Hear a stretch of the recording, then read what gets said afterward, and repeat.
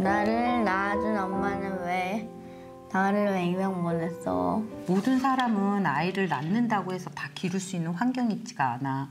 어떤 엄마는 되게 열심히 돈은 벌고 아이한테 물질적으로나 모든 걸 해줄 수 있도록 열심히 살지만 그걸 못 해주는 사람도 있고, 또 어떤 엄마는 너무 혼자라서. 근데 윤이 낳아주신 분이 그랬대. 진짜로 윤아. 주변에 가족이 없었대. 내가 이 아이를 출산은 했지만 잘 보호할 수 없기 때문에 새로운 가족을 만들어줘야 되겠다라고 생각했던 것 같아. 그래서 입양을 보내셨대. 그러면 나를 낳아준 엄마를 만날 수 있어? 윤이가 만나고 싶어? 진짜 안 만나고 싶어? 모르겠어. 윤이가 만나고 싶다고 그래도 엄마 아빠한테 미안한 거 아니야? 솔직히 얘기해도 돼. 아니야? 근데 있잖아, 윤아. 근데 엄마는 윤이랑 같이 만나고 싶기는 해. 왜 만나고 싶을까? 몰라. 고맙다고 그래야지. 감사합니다. 조윤이 엄마한테 주셔서 감사합니다 해야지. 엄마 사랑해요. 가정이 필요한 아이와 아이가 필요한 가정이 만나 가족이 되는 입양. 행복이라는 집에 축복이라는 아이가 더해진 가족을 지금 만나러 갑니다.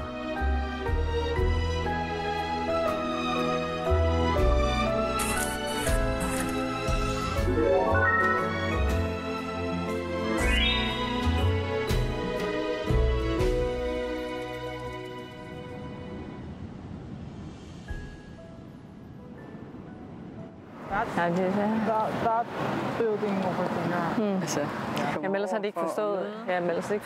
Så er der en, der siger, kommer fra Yang, så siger børnavnet skal vi... My name is Lene Udsun Yang. I'm born here in this area, and I've been at the Yangju orphanage here in Tongdushong. I was adopted to Denmark in 1970, and I was presumably born in 1968. My name is Malene, and I was named Ma Yongbon in Korea. I was born in March 70, and after 2 days, I was placed at the Yangju baby home. 50여 년 전 기저귀도 떼지 못한 채 비행기로 13시간 거리의 먼 타국으로 보내진 이들. 엄마 품에서 떼어져 잠시 머물렀던 영화원은 서류상이지만 유일한 고향집이었습니다.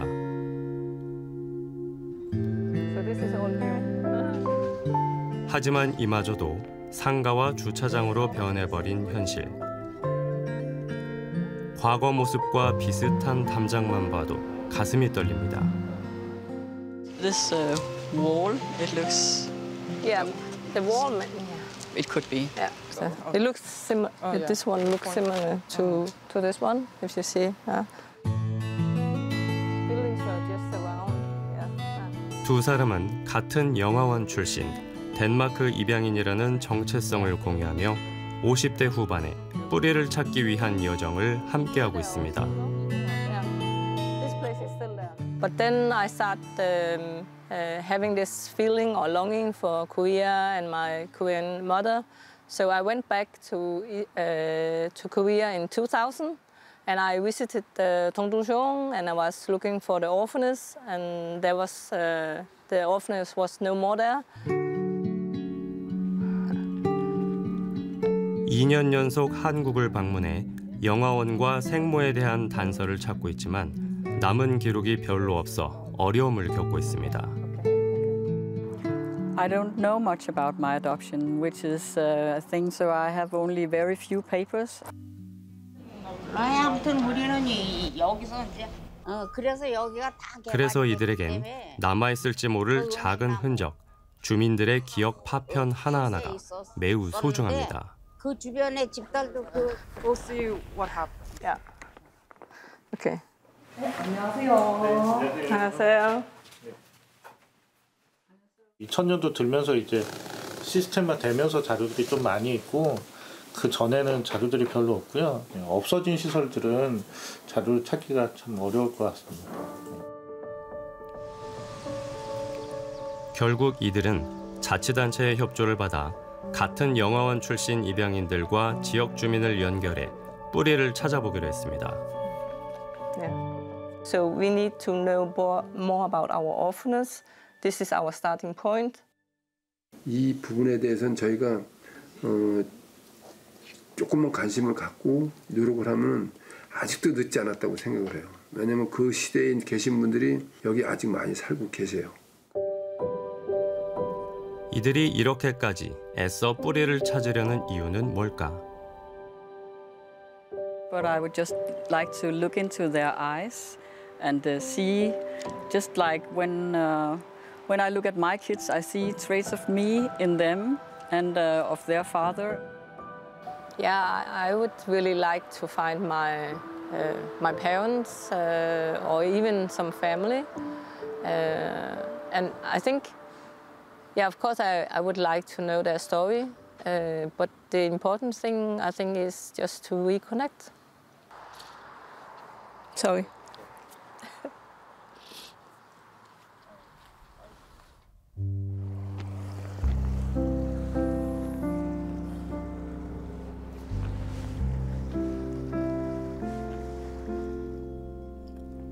어쩔 수 없이 딸을 해외로 떠나보내야 했던 아버지의 마음도 애달프긴 마찬가지입니다. 김봉훈 씨는 47년 전 19살 여자친구와의 사이에서 딸을 얻었지만 키울 형편이 못돼 입양을 결정했습니다. 1978년도 5, 6월 정도로 내 기억을 해요. 그때 나가서 이제 병원 측에서 이제 이 해외로 입양 간다. 그 얘기만 잠깐 들은 것으로 기억하고 병원 이름은 이제 저기 대영동 사가 그 천주교 바로 옆에 박원상 산부인과라고 있었어요. 지난해부터 김 씨는 가슴 한편에 묻어뒀던 딸을 찾아 나섰습니다. 하지만 딸이 태어난 병원은 오래전 사라졌고 남은 기록도 찾기 힘든 상황. 텔레비전에 나온 입양 여성이 혹시 딸일까 싶어 DNA 검사도 해봤습니다. 그 30명 중에 여자 한 명이 꼭 내가 봐도 나하고 닮았어. 나이도 40대고 이제 그리고 78년도 낳았다고 버려졌다 그러고 그래서 이제 거기를 한번 이렇게 연결을 해갖고 그쪽 유전자 이렇게 보내고 해서 그래서 거기서 한 달 조금 넘어서 이제 연락이 왔더라고. 틀리다고 유전자가 틀리다고. 지금 그 따님을 꼭 찾고 싶으세요? 찾는 데까지는 내가 죽을 때까지 찾고는 싶다는 얘기죠.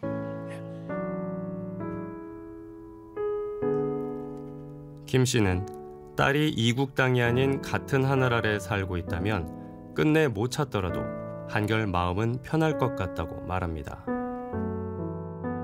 해외 가면 말도 안 통할 테고 운 나쁜 애들은 그냥 부모들한테 멸시받고 살아온 애들도 있고 진짜 좋은 부모 만나서 훌륭하게 큰 애들도 있고 이런 얘기를 들으니까 그러니까 차라리 그냥 국내에서 입양돼서 살고 있으면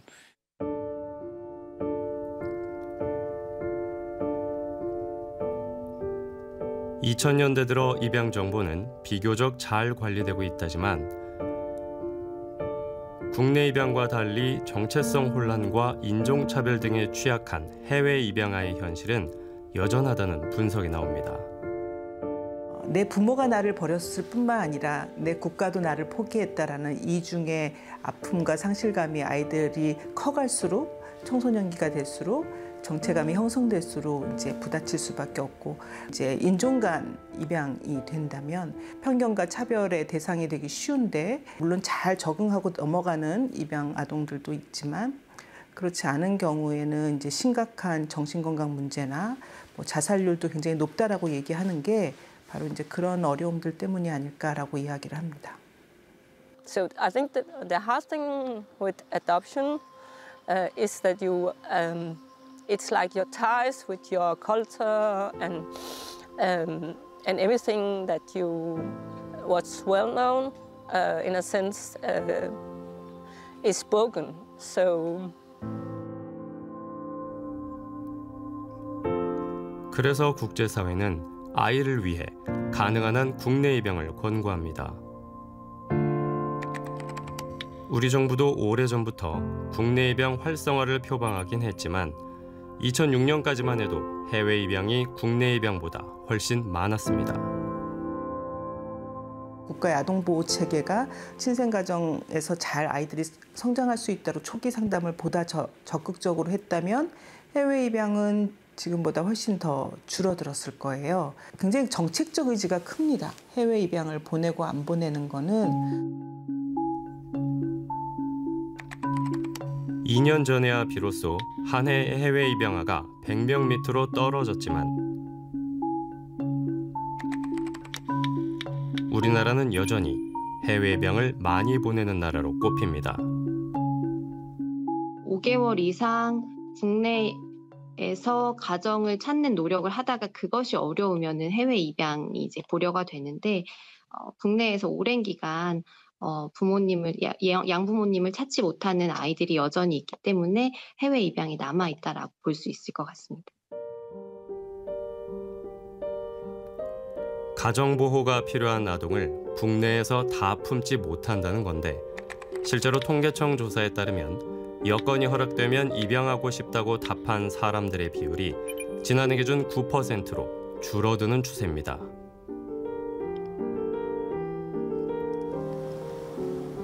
친자 여부, 사회적 편견 등 부정적 인식이 입양을 꺼리게 만드는 걸림돌로 꼽혔습니다. 입양에 대한 편견이 우리나라에 생각보다 많습니다. 왜냐하면 우리나라는 가족이라 한다 그러면 일단 혈연 중심이거든요. 입양하면 일단 남이 핏줄 이런 생각을 갖고 있어서 근데 부부는 혈연이 아니잖아요. 남남이잖아요.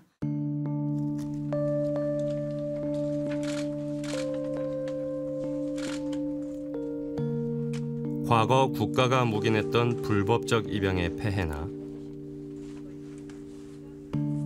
어쩌다 터져나오는 입양아 학대 사건도 대중의 뇌리에 부정적 편견을 커지게 했습니다. 어떤 학대나 아니면 안타까운 일로도 사망이나 이런 사건들이 일어난 것을 조금 시각을 좀 달리 봤으면 좋겠다.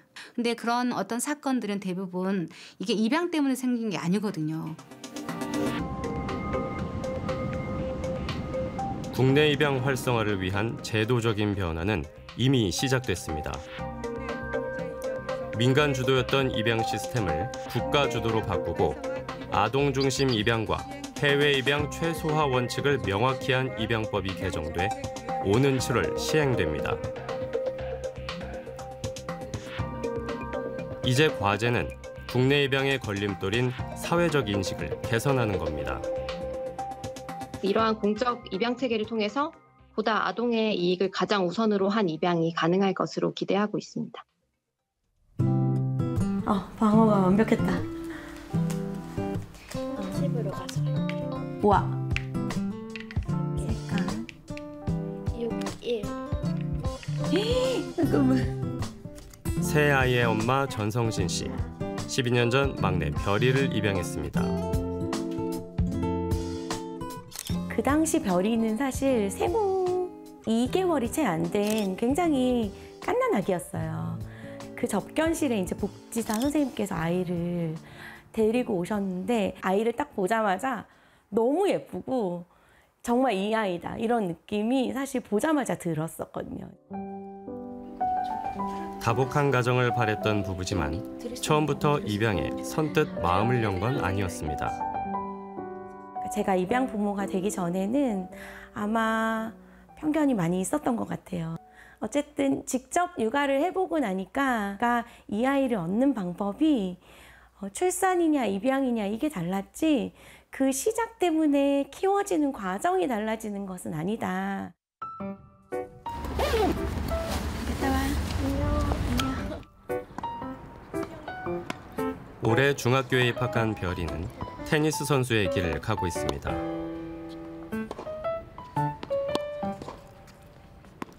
일찌감치 운동의 소질을 보였고 여러 대회에서 수상도 했습니다.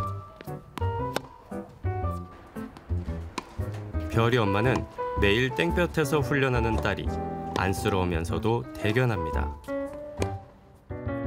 하체를 잘 낮춰서 해. 그래 안 아파. 더워. 막내이기도 하면서 뭔가 좀 특별한 것 같아요. 사랑을 많이 받는 것 같아요.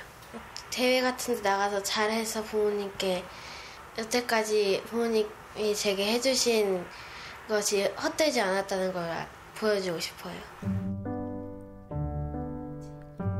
별이는 6살 때 엄마로부터 자신의 입양 사실을 알게 됐습니다. 마음으로 낳은 딸 별이는 그 사실을 스스럼 없이 받아들였고 엄마의 바람대로 당당한 아이로 성장했습니다. 처음에는 제가 친구들한테 알려줬는데 친구들도 이제 이해를 다 하더라고, 입양이라는 단어를. 그러니까 그런 거 보면 저도 기분이 뿌듯했고 그 친구들도 입양이라는 것을 알게 됐으니까 다행이라고 생각했어요. 입양이 뭐라고 생각하세요? 입양은 출산하지 않고도 가족이 되는 또 하나의 방법인 것 같아요.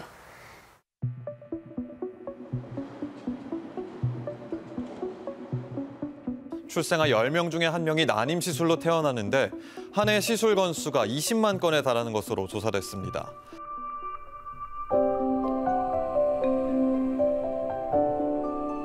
난임으로 고통받다 입양을 택한 예인이네 가족.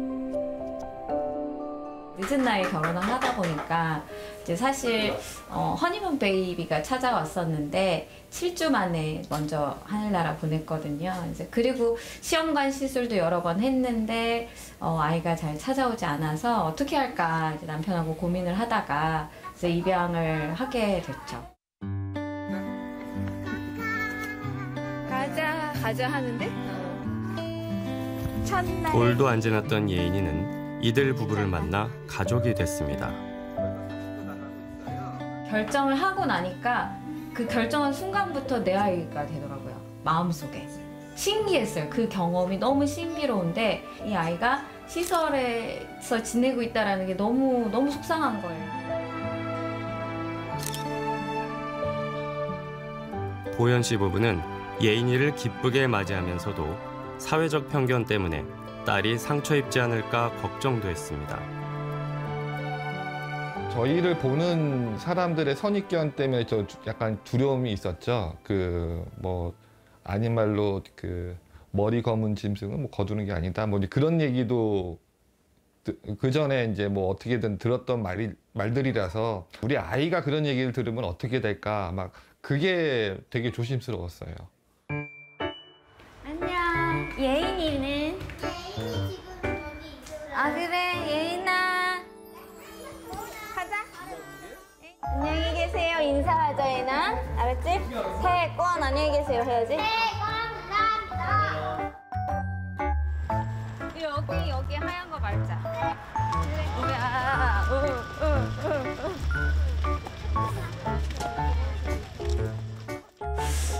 엄마도 축하할까 좋지만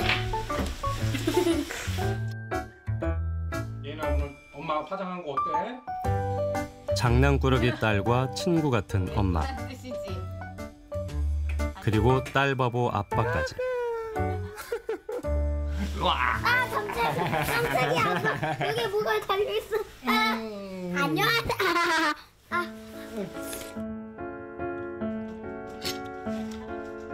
보현 씨 부부는 동생을 원하는 예인이를 위해 더 큰 행복을 위해 한 명 더 입양하기로 했습니다.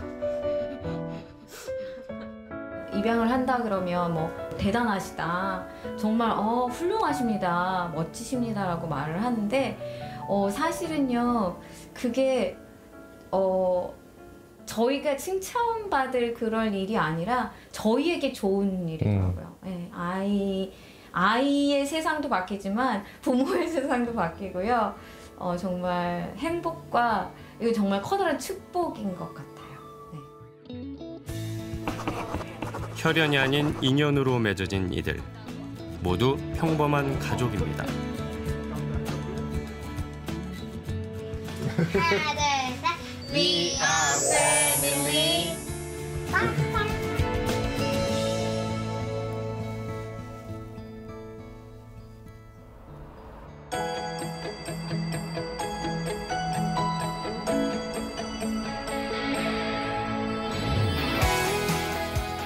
새 아파트에 입주하는 날입니다.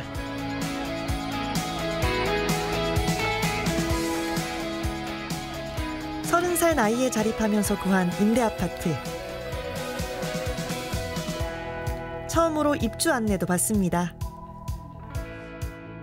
연결 안 됐으니까 닫아놓는데 혹시 이제 연결하시면은 쿡탑 올려놓으시면은 이렇게 열린 문을 눌러야 전원이 들어와요. 네.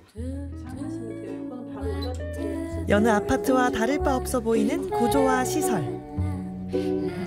하지만 이 임대 아파트는 사실 기존의 아파트와 지어진 방법이 다른 모듈러 주택입니다. 크게 차이를 못 느꼈던 것 같아요. 외관도 다 아파트처럼 똑같았던 것 같고 시설이라는 것도 전부 잘 갖춰져 있고.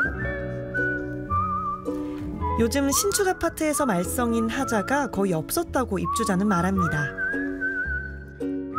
구석구석 저것도 제가 또 유튜브 이런 거 찾아봐서 점검해야 되는 목록표 이런 거 보고 되게 꼼꼼하게 봤는데 거의 없더라고요. LH가 최근 준공한 행복 임대주택인데 모듈러 공법을 이용한 아파트 중 국내에선 가장 큰 규모입니다. 400여 호의 집을 짓는데 100일이 채 걸리지 않았습니다. 철근 콘크리트로 지었다면 한 달 이상 시간이 더 걸렸을 겁니다. 어느 정도 공사기간 단축 효과는 있었다라고 보고 있고요. 품질도 어느 정도 균일하게 확보가 됐다라고 보고 있습니다. 그래서 뭐 100% 만족할 수는 없겠지만 저희가 소기에 이 사업을 추진했던 목적은 달성했다라고 그렇게 판단을 하고 있습니다. 1000호 수준이던 모듈러 공공임대주택은 내년 3000호로 늘어날 계획입니다. 모듈러 주택은 집 짓기의 미래 패러다임으로 자리 잡을 수 있을까요?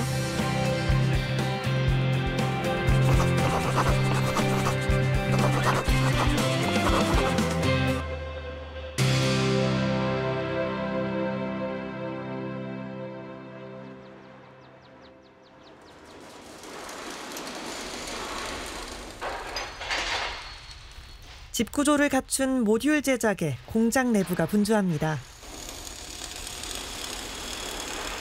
용접으로 철구를 이어붙인 뒤 도장하고 실내 마감을 해나가다 보면 새로운 공간이 만들어집니다. 춘천에 있는 시립요양원 프로젝트하고 게이트하우스라고 하는 프로젝트 2개를 현재 지금 모듈 제작 중에 있습니다. 모듈러 주택은 이렇게 공장에서 만든 모듈을 트레일러에 실어 현장으로 이동한 뒤 쌓아 올리고 결합해 만들어집니다. 재료에 따라 크게 2가지 종류로 나뉘는데 공장에서 콘크리트 부재를 만들어 조립하는 PC 주택과 철골 구조물로 만드는 스틸 모듈러 주택이 있습니다. 모듈러 건축 시장은 2018년 123억 원에서 2023년 8천여억 원 규모로까지 성장했습니다. 주로 학교 건물이나 군부대 생활관 등을 지을 때 활용됐는데 최근에는 고층 공공주택의 건축 방법으로도 그 쓰임새가 넓어지고 있습니다. 투입되어 있는 인원과 공장 또 설비에 대한 문제들이 있기 때문에 이거를 빨리 성과를 내고자 하는 부분에 조급함이 있는 것은 사실입니다. 그럼에도 불구하고 현재는 지금 굉장히 시장이 많이 확대가 되고 있고 시장을 선도하던 포스코 ANC가 지난해 사업 철수를 결정했지만 GS건설과 삼성물산 등 대형 건설사들도 모듈러 산업에 속속 뛰어들고 있습니다. 다만 전체 건축 시장에서 모듈러 건축이 차지하는 비중은 아직 2%도 되지 않습니다. 전망이 밝다지만 지난해에는 모듈러를 직접 만드는 업체들의 성장이 둔화되기도 했습니다. 국내에서 가장 높은 13층짜리 모듈러 임대 아파트를 지은 경험이 있는 이 공장도 노하우를 활용할 기회가 생각만큼 늘지 않았습니다. 공동주택 사업을 기본적으로 하는 사업이었는데 이 사업들이 작년에 이제 건설 경기가 침체가 되면서 발주되는 물량이 굉장히 축소가 됐고 거기에 따라서 저희들도 당연히 매출들이 줄을 수밖에 없고 영업이익도 아무래도 조금 줄어드는 그런 과정을 우리나라 모듈러 주택은 13층이 최고 높이이지만 외국에는 이미 초고층이라 할 만한 모듈러 공동주택들이 지어졌습니다. 영국에선 44층 규모의 임대주택이 런던 도심에 세워졌고 싱가포르에도 56층까지 쌓아 올린 고급 주택이 있습니다. 특히 싱가포르의 모듈러 주택은 정부의 의지가 반영된 결과입니다.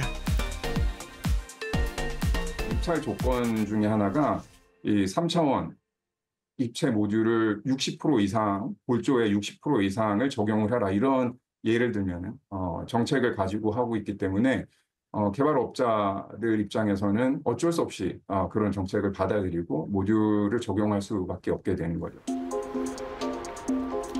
외국인 의존도가 높은 건설 노동 인력이 코로나 대유행 기간 크게 줄면서 건설 산업이 위기를 맞은 게 오히려 원동력이 됐습니다.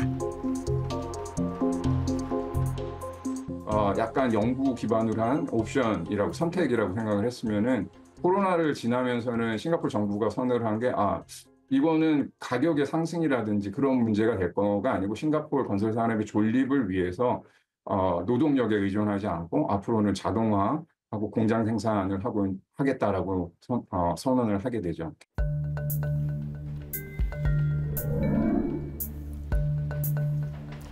우리나라 주택건설 산업은 다중고에 빠져 있습니다. 젊은 노동자들이 건설업을 기피하면서 갈수록 고령층과 외국인들이 건설 현장의 빈자리를 메우고 있습니다. 건설 현장 노동자들 중 50대는 34.4%, 60세 이상도 33.5%로 70% 가까이가 50세 이상입니다.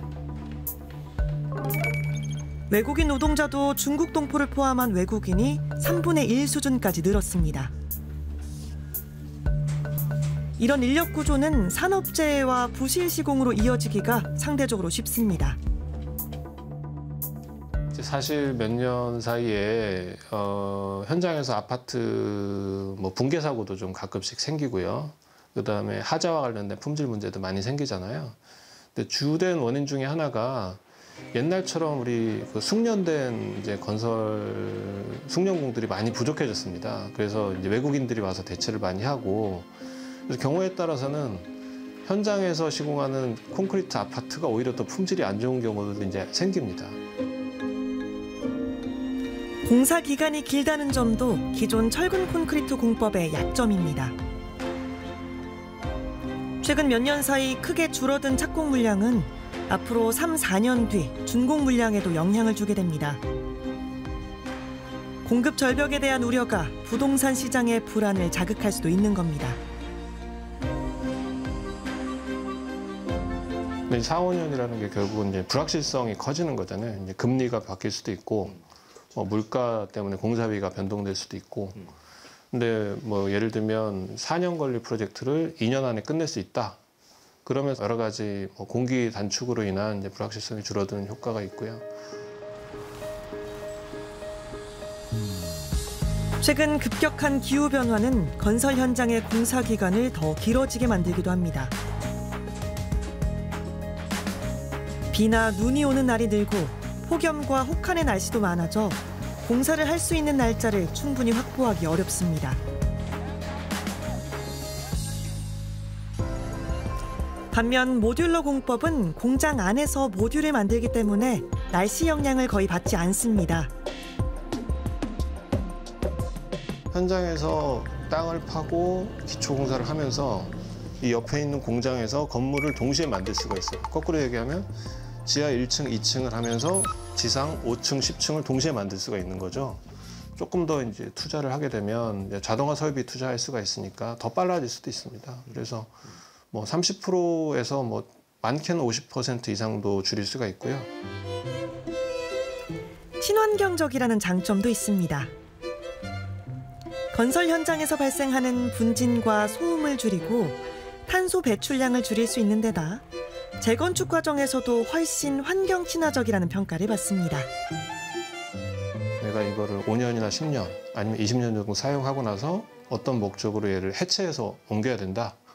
그러면 우리가 철근 콘크리트 같은 경우는 해체해서 폐기물을 처리하는 데 비용도 많이 들고 환경 문제가 되죠. 근데 이거는 어느 정도는 재사용을 할 수가 있어요.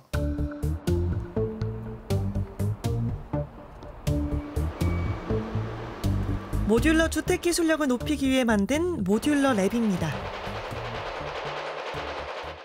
통합적인 기술 개발하고 검증이 필요한데 그것 때문에 저희가 주거 성능에 대한 부분, 구조 성능에 대한 부분을 테스트하기 위한 시설을 하기 위해서 건설 회사만이 아니라 제철 회사도 참여해 만들었습니다. 향후의 건설 패러다임에 맞춰서 시장이 변화할 것으로 보고 있기 때문에 그런 변화하는 시장에 맞춰서 저희가 기본적으로 솔루션에 대한 기술들을 축적하고 있지 않으면 향후에 시장이 열렸을 때 저희가 진입하기 힘들 것으로 판단하고 있고요. 사전에 진입을 해서 이런 시장에 진입하기에 앞서서 여러 기술들을 개발을 해놓자는 입장이기도 합니다. 내화 성능, 즉 불이 났을 때 건물이 버틸 수 있는 시간을 늘리는 기술도 연구하고 있습니다. 철강으로 만든 모듈러 주택은 철근 콘크리트 주택보다 불을 견디는 성능이 떨어지는데 높이 지을수록 내화 기준을 맞추자면 비용이 많이 들어가 더 나은 기술 개발이 필수입니다. 건설사에서 현강을 사용하게 되었을 때 전체 공사비의 8% 혹은 10% 정도가 내화 비용으로 들어가게 되는데요. 이 모듈러 또한 사실은 기존 건축 기준을 현재 따르고 있기 때문에 그런 것들을 피할 수가 없습니다. 많은 장점에도 모듈러 공법이 확산에 어려움을 겪는 건 비용 문제가 가장 큽니다. 철근 콘크리트 주택 대비 35%에서 40% 정도 공사비가 더 투입이 되고 있습니다. 그래서 동일한 가격을 받을 수밖에 없는 상황에서 공사비가 더 투입된다라고 하면 사실은 이 시스템은 채택할 수가 없거든요, 민간 쪽에서는. 여기에 우리나라만의 주거 문화, 소비자들의 높은 눈높이 영향도 큽니다. 온돌이라는 독특한 문화를 가지고 우리나라 입장에서는 모듈러가 중량화가 될 수밖에 없습니다. 더군다나 요즘 층간소음 문제로 사회 문제가 되고 있기 때문에 층간소음을 줄이기 위해서는 슬래브라고 하는 바닥 두께가 늘어날 수밖에 없는 상황이고요. 비용을 낮추려면 대량 생산에 따른 규모의 경제 실현이 필요한 조건입니다. 그래서 현장에선 무엇보다도 표준화에 대한 요구가 큽니다. 대량 생산하기 위해서는 이제 공장에서 자동화 설비 등이 좀 투자가 필요한 사항입니다. 근데 저희가 모든 것이 바뀌는 형태로 해서 자동화를 할 수는 없기 때문에 자동화 설비가 투자될 수 있도록 어느 정도 모듈러 주택의 표준화를 통해서 제품화가 필요하다고 저희는 보고 있습니다.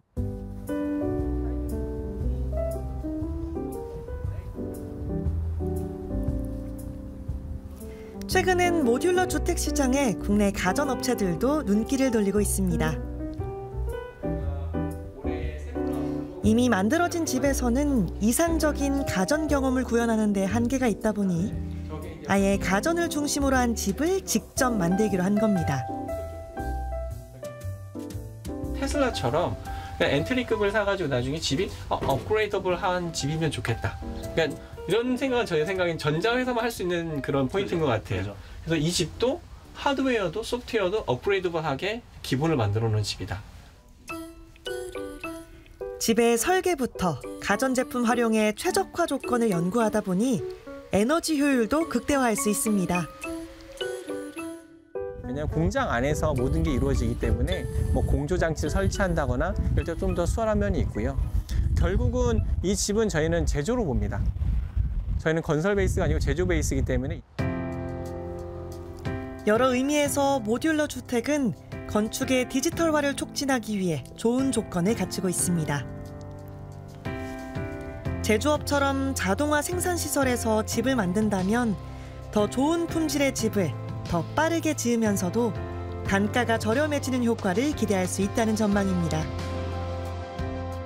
스마트팜 같은 것들을 하면서 그런 흔히 말하는 ICT 기술들이 들어오지 않습니까? 근데 건설업은 현장 중심으로 하다 보니까 이게 뭔가 작동하기가 효과가 미비한 것처럼 보이게 되겠죠. 물론 자동화라든지 또 요새 뭐 이슈화된 로봇화라든지 이런 것들이 굉장히 정형화돼서 많이 퍼질 수 있다. 서로 다른 분야의 기업들이 모듈러 주택을 향해 저마다 젠걸음을 하고 있지만 관련 제도의 변화는 더디기만 합니다. 현장에서의 하자를 줄인다든지 또 감리 제도라든지 분양 제도라든지 이런 것들이 다 기존의 현장에서의 콘크리트 아파트에 포커스가 돼 있기 때문에 이것을 공장에서 만든다라고 생각하면 그 제도들이 조금 바뀌어야 되는 부분들이 있거든요. 발주와 공사비 산정 기준, 각종 주택건설 관련 법령들이 모듈러 주택건설의 특성을 반영하지 못하고 있습니다. 몸에 안 맞는 옷을 입다 보니 성장하기 어려운 조건인 겁니다. 제작 후에 운반을 해서 현장에서 설치하는 과정까지에 대한 건설 기준, 모듈러 주택, 모듈러 건축에 대한 건설 기준과 이거에 대한 인증 제도를 도입을 해서 기업들이 그 제도에 기반한 투자를 해나갈 수 있도록 유도해주는 조치가 우선적으로 필요하다고 봅니다. 고층화의 발목을 잡고 있는 내화 기준도 모듈러 주택의 특성에 맞게 정비하면 비용 부담을 좀 덜 수 있습니다. 그게 부재 단위로 그 기준이 잡혀 있습니다. 이런 부분들이 모듈 단위에서 그 내화 기준을 충족시키면 부재 각각이 갖고 있는 내화 기준을 충족시킨 걸로 인정을 할 수 있는 성능 중심의 기준으로 대체를 하자.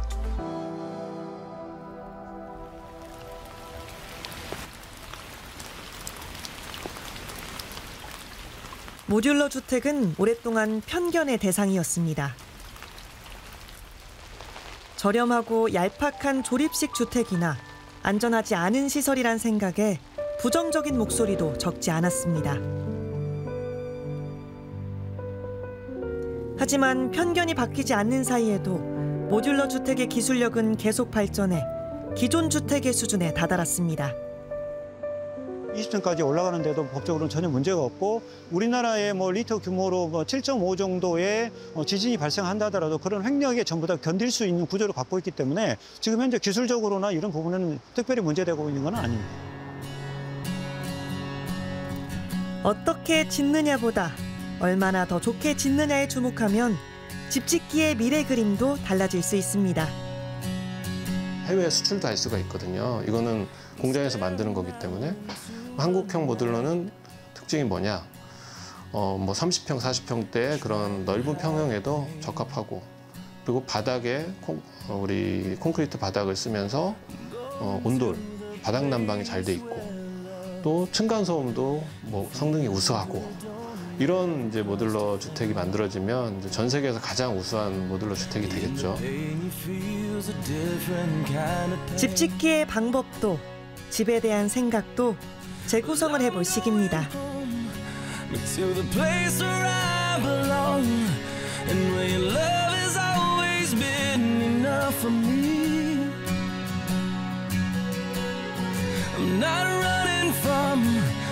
No, I think you got me all wrong. I don't regret this life I chose for me. I see these places and these faces are getting old, so I'm going home.